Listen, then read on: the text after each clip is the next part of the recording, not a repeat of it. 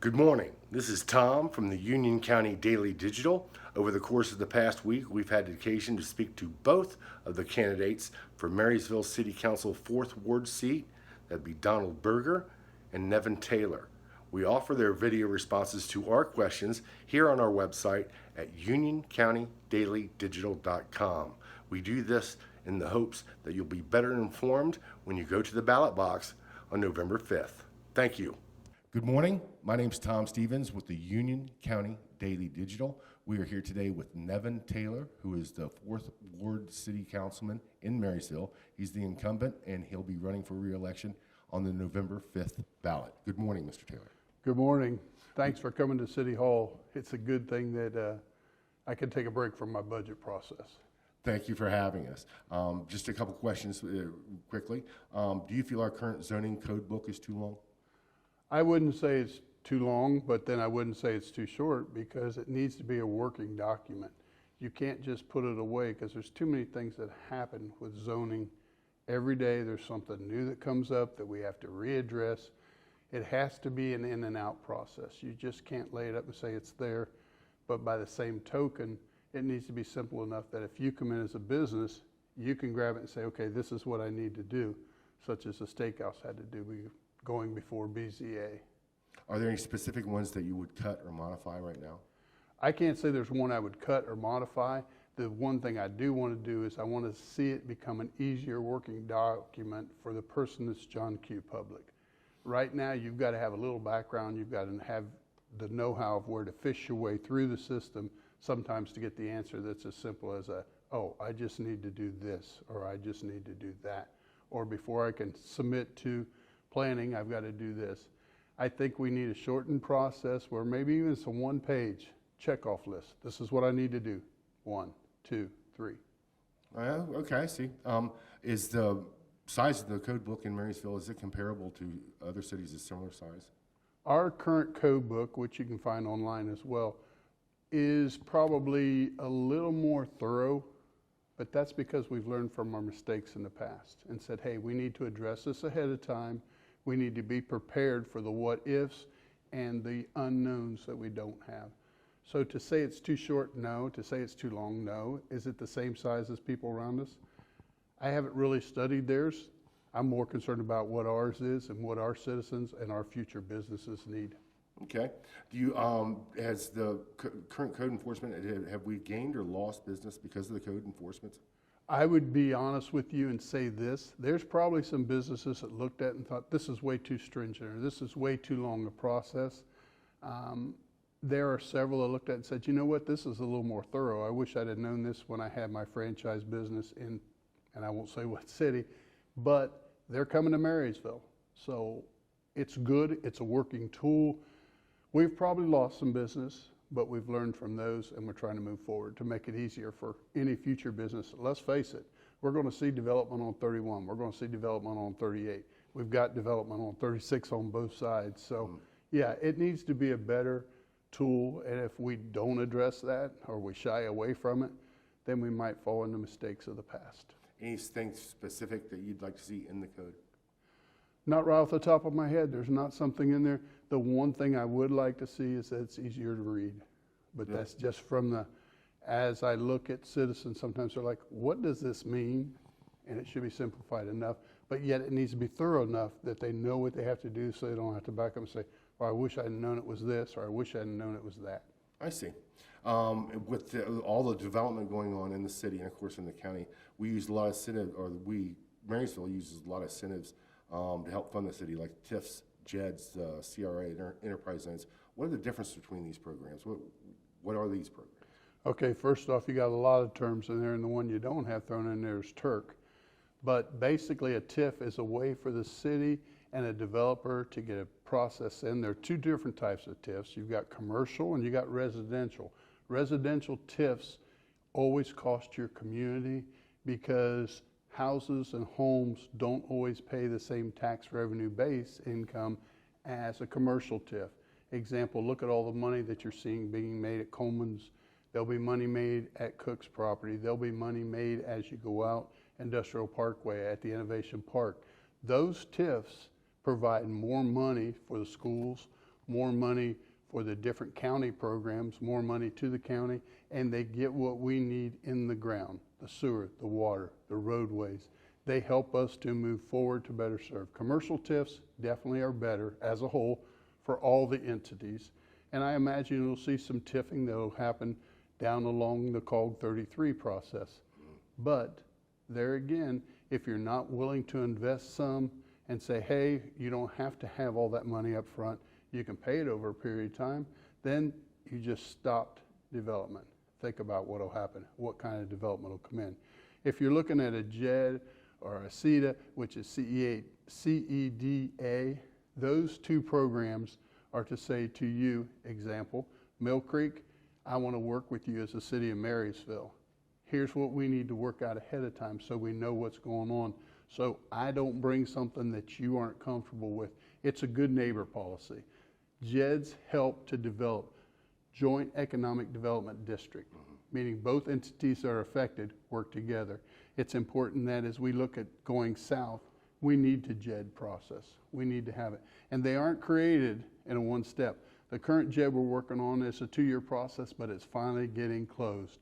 And Jerome and Marysville, like Mill Creek and Marysville, have a great working partnership. Let's face it, we're next door neighbors to each other and we have to do it. Dublin is coming north, we know that, but the more we can JED, CEDA, get processes in the way that we can look at, hey, as a whole, what's best for all of us, what protects my citizens, what protects your citizens, and I say mine being Marysville. Yeah. It's not Nevin Taylor's, because none of the JEDs, none of the TIFs, none of that's done by one person. And there are several spots where the public can intervene and ask questions. That's the beauty of it. Now you talk about, and I mentioned the word Turk, and you kind of looked at me, that's tax incentive review. And what that is a county-wide process. So we have North Union schools, we have Marysville schools, we have Fairbanks schools that all sit on a board. We look at businesses that say, hey, I would like to have a tax break for 10 years or a 5-year. Here's what I'll bring you in income. Here's how many jobs I will bring you. Here's how many capital investments I will bring. The Turk is a process that's reviewed every year by the committee, including headed up by the county auditor, where we look at a business and says, I promised you 10 jobs and $1 million. Okay, I'm at $1.1 million, but I've only got 8 jobs. And there is a committee, we sit back and take a review and say, okay, we'll give these folks a break. Because A, they've got the income above, they haven't got the jobs, but there's going to come a point in time, especially because they're talking about adding on to their current building, that those jobs may go past 10. All good things that happen in a community take some bending, some talking, not behind the door deals. These are all out in front. Everyone can see them. They can grab them online. They can look at them. They can look at the promises. I mean, let's face it. We have some great companies that's benefited from this. Example be Honda. Tell me that wasn't a good investment. Scott's. Tell me that wasn't a good investment. What's going on currently in our community is not as simple. Walk up, walk into a meeting, and make it happen. Those programs all work for a whole. You just can't make a pumpkin pie with just pumpkin. You got to have all the blends and the mixing. So when you talk about those terms, they're out there, they're online, people can see them. I think the most important thing is that all of those programs have to move us forward and make sure that we answer that new development helps take care of the costs new development brings. We'll hop into the new one. We talked about the enterprise zones and so on, and what the difference is and how they help. That's what was going to be my next question. Okay. That you answered that. The city council, the Marysville City Council, controls the city budget. Do you think there's any wasteful spending in the city right now? In my opinion, no, because if there is, that's because I didn't do my job. Since I see myself as chairman of the finance committee, it's our job with Hank Burpee and Mark Reams to review the budget completely, put together any questions we have, and to also provide opportunity. Example, like there's 8 positions being requested by different departments. We have to analyze the cost of those individuals, and there'll be ones that need added later. There's no question in my mind that with the city growth, police and fire are going to need more help. Currently, we're a dispatcher under what we need, and the current ones are getting worked a little too hard, too much pressure. Being a dispatcher is a lot of pressure to start with. So to say there's wasteful spending, no. To say there's some things in there that I will move to curtail the amounts, yes. And there'll be some that I'll give on to the other council members to make sure that we as a whole understand. Not any one of the 7 council members that's seated here understand every line 100% and can answer questions on it. But I will guarantee you that all 7 of them will research, get their answers, and be prepared to speak to the public, whether it's at the farmer's market or whether it's an Uptown Friday night. And I can promise you that all 7 of us said more than once, I don't know that answer, but I will get that answer and get back to you. Example is that the 6:30 call this morning, somebody wanted to know why their brush wasn't picked up, and they want to know why we put so much money in the brush department or the waste. And my comment to them is, I need to make a call. I made a call, got back to them and said, your area was picked up Tuesday, but we're going to try to help you and make an exception and get there before Friday. So some people might say, well, you got too much money in the waste department. No, we need that flexibility. So when we look at budget next year, we have to look for the what ifs. To say it's wasteful, if there's something in there that's wasteful, then Nevin Taylor didn't do his job. But I can guarantee you I've looked at it a lot. In fact, I was looking at it this morning when I was at an appointment with my wife. So the budget's a long process. We start back in June analyzing what we've got for the first 6 months, and then every quarter we review, and now we'll propose it at next Monday night's meeting, the official, where it's public online and people can look and ask questions. And there are lots of citizens who will say, well, why are we paying this much for this? Or why are you putting money out for a conference line? And then if we can't explain it, then it shouldn't be there. Do you think it's important that candidates who are running for councils, they should be at the council meetings, at the BZA meetings, at the planning commission meetings? I think it's important that anyone who wants to sit behind this counter, who wants to wear that title as councilman, should be at all the council meetings. I can tell you, if I'm beat in November, you're still going to see me here in February, because Marysville's home and citizens need to be aware. And if individuals want to speak for our citizens, then they need to be where the meeting's taking place. I think it's important that the citizens get to see more than just paper. I think it's important they get to see more than just signs. I think it's important that tonight at the particular Meet the Candidates, that citizens get a chance to say, hey, what about this? And let them ask their questions. Because a lot of times when you're sitting behind this counter, you don't get the luxury of preparing for 2 weeks. There are some things that you have to have your homework with, but there are sometimes you ask a question that is going to be your research. I can guarantee you that the 7 people that sit across here never walk into a city council meeting. If it's going to last 2 hours, you can bet they put 6 hours into preparing for it, because they want to know the legislation, they want to know the cause and effect, they want to be accountable for their decisions. And many times you've heard me say, or someone from the citizens have heard me say, I'm not comfortable with that vote, because A, I don't see the direct benefit, or I think there are more costs than what's being presented to us. So I think it's important that as you look at attending, your preparation prior to is important, but your face needs to be important. You can't be afraid of being able to say to someone, I don't have that answer, but I will get that answer. And 24 hours is plenty of time.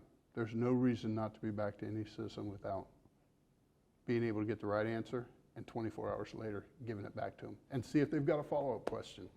That's what I wanted to follow up with, and this is going to be our last question here. That's fine. I know you've had a lot of questions since we've started.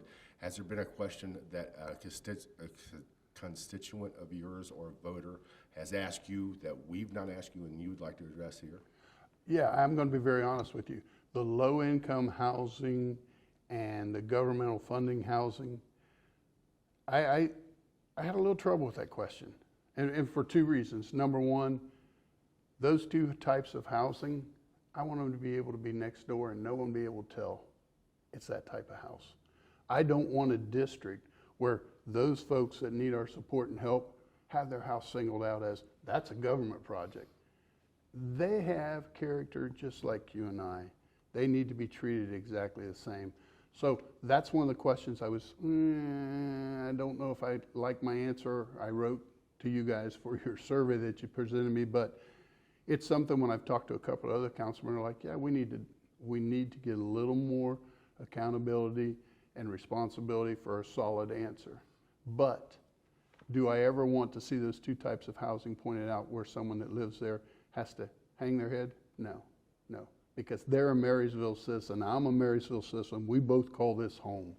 It's important that everyone understands they all get the same treatment. I don't care if you're $1 million income or if you're still working on food stamps and trying to get by just to take care of the kids and make sure they got shoes on. You are Marysville. You are a citizen, and this is home. So, yeah, that stirred with me. And since then, I've talked to a few other entities and who are public officials, and one of them happens to be up in the governor's office, and he said, you know what, I wouldn't have had a good answer for that. I wouldn't have, he said, because I don't think I would know what to say exactly. So is it an area we need to be concerned about? Yes. But you know what? More importantly, there needs to be concern that it's Marysville. It looks great everywhere, regardless what it is. And I don't care if it's a house trailer or $1 million mansion. It needs to have the same character to say this is home. Because integrity means, more importantly, making the right decision even if nobody's watching. So if I have to make a decision on low-income housing or government-funded programs, I want to do it the same decision as I have of let's build a new development. You know, instead of the promise of this is going to look great, how about we all look great? I mean, that's my answer. That was a question that troubled me, and it was nice to see one of the governor's staff had the exact same response when we were at a committee meeting. Mr. Taylor, we want to thank you for being here this morning. Thank you very much. I'm Tom Stevens with the Union County Daily Digital. Thank you for watching. Good afternoon. My name's Tom Stevens with the Union County Daily Digital, and today we're here with Donald Berger, who's running for the Marysville 4th Ward Councilman seat on November 5th. Good afternoon. Thanks for being here. Good afternoon. Thank you for having me. Okay, we're just going to jump right into it here. Okay. We have several questions we want to run through. First, do you feel our zoning code book is too long right now? I think anytime with government, I think that people sometimes, when they feel that government's not working for them, they get frustrated because they think it's, zoning is not working for them or something. But I think as of right now, you're seeing homes being demolished for auto parts stores. So I do not think our code is too long. I think there's a lot of the code needs to be cleaned up and modernized, especially as the town grows. People are going to want to see more out of our zoning code. So as of right now, I don't think the zoning code is too long, but there's a lot of the code that needs to be modernized and cleaned up because a lot of the code is outdated compared to most communities around us. That leads right into our next questions. Are there any specific codes right now that you would cut or modify or add right now to the existing code? So I think one of the biggest things, obviously if you're following my campaign, I really want to build on community. I want to build on making Marysville, and so many people say, well, I want the small town feel and I don't want to lose what brought us to Marysville. So we have to think to ourselves as a community, as residents, and we have to say, what actually do we like about Marysville? And we have to come to the table and really think about what we like about Marysville, and then based on those facts, then we have to preserve what that is. And it's going to have to take zoning code to make that happen. So one of the things that I really advocate for is, one of them, just an example, is the sunshine laws.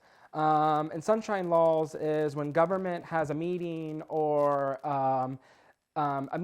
something, they have to put it in the newspaper. Well, right now, they by code only has to put it in the newspaper.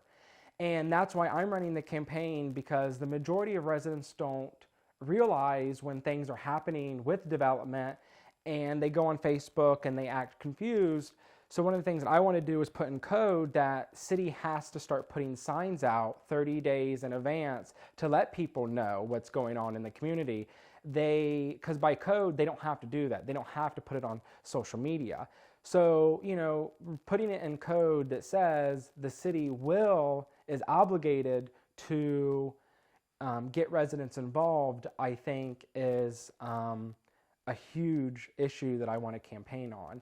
I was going another lead in Yeah. to that one because we were asked to. Is the Marysville Code Book, is it comparable to size in other similar sized or same size cities?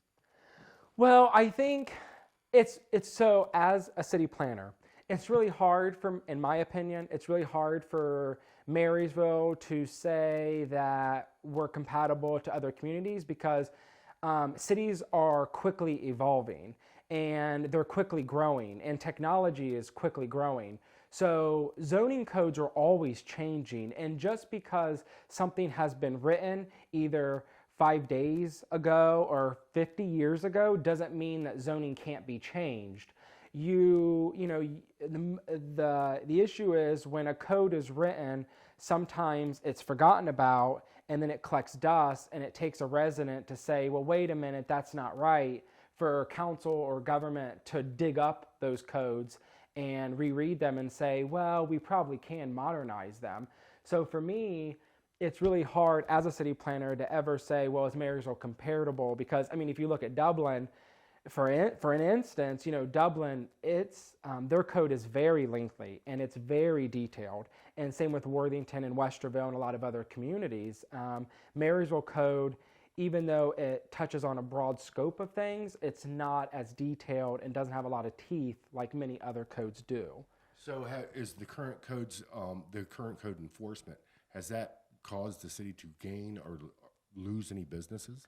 I think, again, your code is always, the way codes are written, the way zoning is written is your council creates a vision for your community. And then when they create a vision for your community, then your code will be adopted based on that vision. So is Marysville losing businesses or gaining businesses? I don't really know if that's the truth. Like some residents will say, well, Panera didn't come here for a long time because our zoning code. Marysville is still a very young and growing community. Even though we're 200 years old, Marysville's seen a lot of growth in the last 20 years. As Marysville grows and more money is put into the community based on people living here, you're going to see the diversity of restaurants and shopping malls and things like that change because the town's growing. So for a business to locate in your community, they all have marketing directors. So it's all about marketing. So let's say if an auto parts store wanted to move here, they're moving here because of the economics of your community. It's the same way if you go to Dublin, and I'm using that example because we can relate to Dublin, but there's restaurants in Dublin that Marysville doesn't have. And there's restaurants that Marysville has that Dublin doesn't have because it's all based on economics of your community. And I think that is sometimes what residents sometimes might not understand. But that's why, residents vote on people like me for city council, because I have the degree and the knowledge, and you hope that the representation you have on council is doing everything they can to benefit the town as a whole. Okay. So we're going to shift gears completely now. Okay. We're off the codes, so we're going right in. With all the economic development that's been happening in the county and in the city in the last 20 years, the city uses a lot of funds, a lot of different programs, TIF, JEDs, CEDA, enterprise zones. What's the difference between these zones and how these benefited or hurt the city? Well, so that's a loaded question.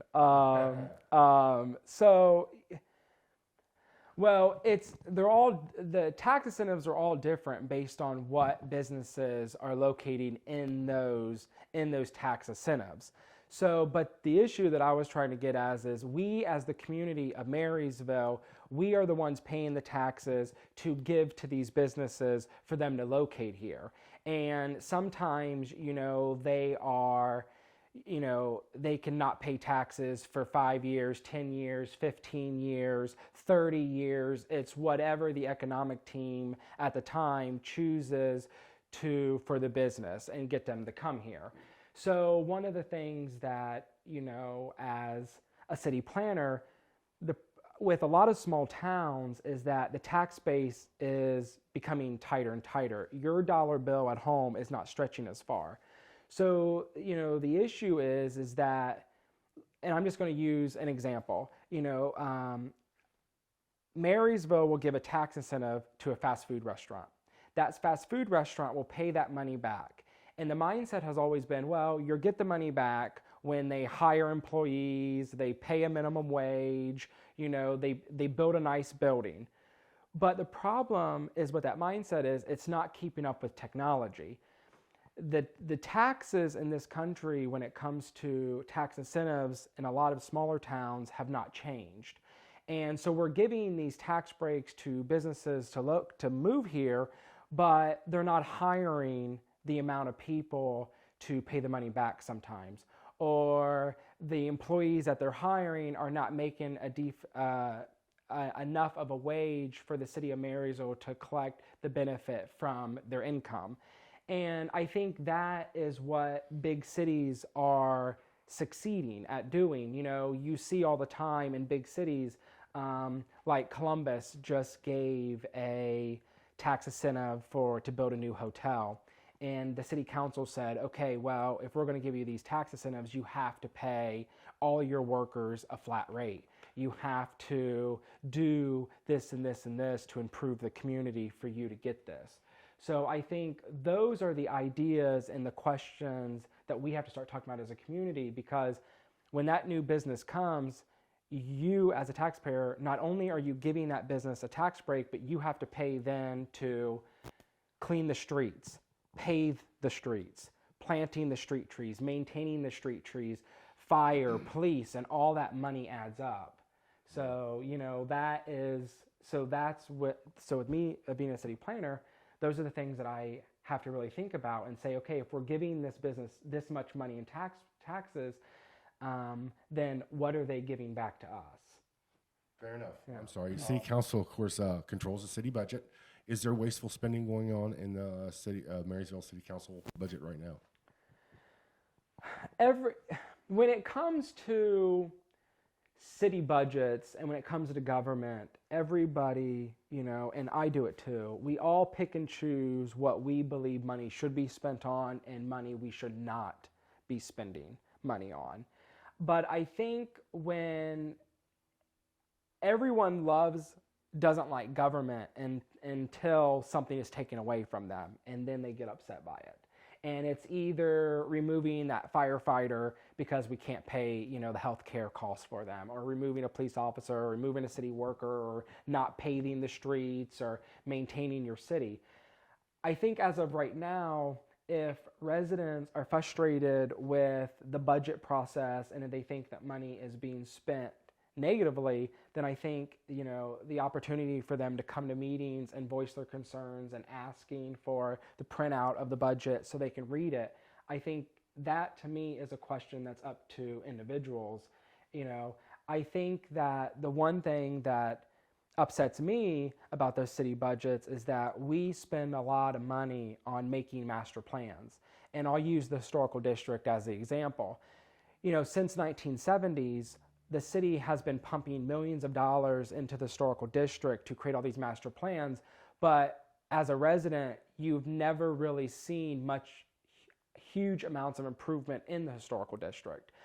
Yes, we got new businesses, we have a new park, we have a new city hall, but you can go to Troy, Ohio, Bellefontaine, downtown Columbus, you can go to all these very vibrant downtowns, and Marysville's downtown, we can make that happen. It's just the master plans tell the city of Marysville what they need to do day by day, year by year, to make our downtown, our uptown, just as successful as everybody else's.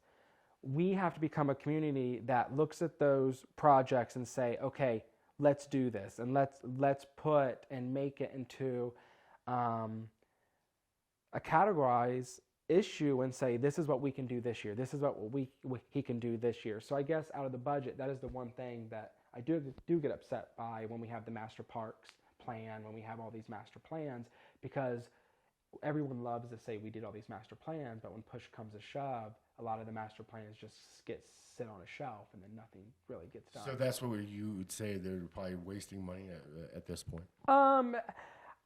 I wouldn't say they're wasting money, because what the city hall is doing is any resident can go on those pages and see, well, this is what you paid to do, so why aren't you doing it?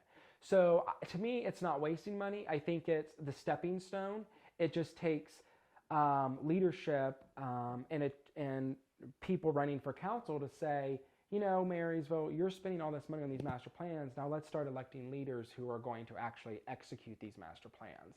And I think that's the difference with council that's on there now, and then maybe hopefully as the years continue, electing new members to council over time. You kind of touched on this earlier, and again, this is shifting gears, and I'll let you off the hook. This is the last question. Okay. Do you think candidates running for city office like council should be participating, going to the council meetings, going to the planning commissions and stuff like that prior to the election? So I have always been very community minded. You know, as some of you know, I went to my first council meeting when I was 12 years old. I'm the first and I'm the youngest planning commission member to ever serve for the city of Marysville. I got my degree in regional city planning. I have created an historical driving tour. I have created events to clean up the waterways in uptown. I have volunteered hundreds of hours pruning the trees in the cemetery and, you know, doing all kinds of community projects. Not everyone's like me, and I get that. I'm very community minded. So for me, I always tell people, if you want to run for public office, get involved and, you know, go to boards, go to commissions. A lot of people go to city council meetings, or they participate in the public sector a year before they want to run for city council. And I respect them from doing that, because I rather somebody know the operations to be able to run for office. But at the same time, for me, I want to see somebody really dedicate time and effort and energy into it before they run for office. Because anybody can run for office, and anybody can say, you know, you have all these great ideas to change your community. But unless you've really dedicated the time and actually have done things to actually try to change, you know, you don't know the process of how things are going to change, you know. And a lot of people run and they say, I'm going to do this, I'm going to do this. Well, we have to remember, you are one out of other 6 people. And you can run a campaign and say, you know, I'm the leader, I'm going to do these things.